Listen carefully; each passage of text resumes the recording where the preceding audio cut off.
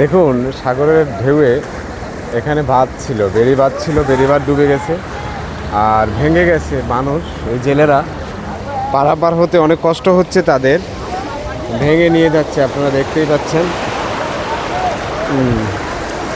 কি অবস্থা, ভয়ঙ্কর অবস্থা।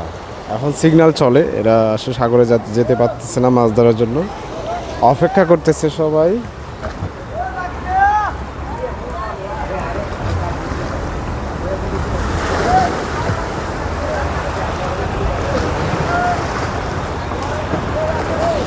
পুরো বেড়িবাঁধ ভেঙে গেছে, এখন এরা পারাপার করতেও সমস্যা হচ্ছে। আর সাগরে তো ঢেউ, প্রচুর ঢেউ রয়েছে, যার ফলে এরা মুভ করতে পারতেছে না। অনেকগুলো ভোট এখানে রাখা আছে, এরা গভীর সমুদ্রে যাবে মাছ ধরার জন্য।